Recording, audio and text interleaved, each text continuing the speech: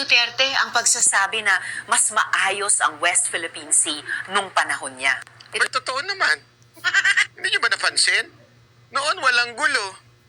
Ilan lang ang binomba ng tubig noon. Sa dami-dami ng mga pumupunta doon, ilan lang oh.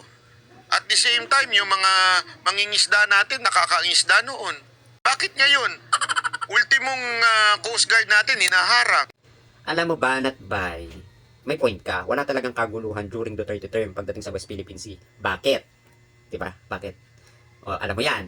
At alam ko rin naman yan. Kaya nga kita sinasagot. So, ito yung dahilan.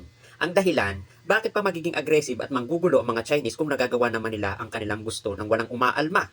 Di ba payag nga si Duterte kahit anong gawin ng mga Chinese doon sa West Philippine Sea, walang pakialam si Duterte pagdating sa West Philippine Sea. Di ba nga kung kung natatandaan mo na may mga mangingisda tayo na ninanakawan ng mga mangingisda ng China, kinukuha yung kanilang mga huling isda.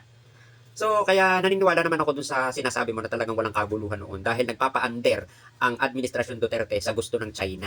Hindi na talaga sila nang bubuli o nang gugulo kasi nagagawa na nila yung kanilang gusto nung time ni Duterte. Eh ngayon, medyo naging aggressive sila. Bakit sila naging aggressive? Kasi nga hindi pumapayag yung kasalukuyang presidente ngayon sa gustong gawin ng China at sa ginagawa ng China pagdating sa West Philippine Sea. Kasi West Philippine Sea is parte ng Pilipinas. So may karapatan ang administrasyon ngayon, ang presidente ngayon na ipagbawal yan dahil property at teritoryo ng Pilipinas. Ang tanong dito, bakit ganun ka-aggressive ang China ngayon?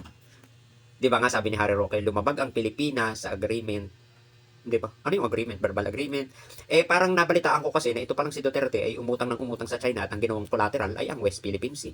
Di ba? Kaya pala si Duterte noon ay wala nang pakialam sa West Philippine Sea at saka wala talaga mga aggressive na Chinese noon kasi nga payag si Duterte kung ano ang gawin o kung ano ang gustong gawin ng mga Chinese kasi nga under si Duterte. So ayun. Ha, banat bay ha. Huwag mo sasabihin talagang walang pambubuli noon. Kasi alam na namin yun na walang pambubuli kasi nga si Duterte ay nagpakaaso sa China. So, yun ha. Keep safe and God bless. Bayan bye. Ay, banat bye. Sorry.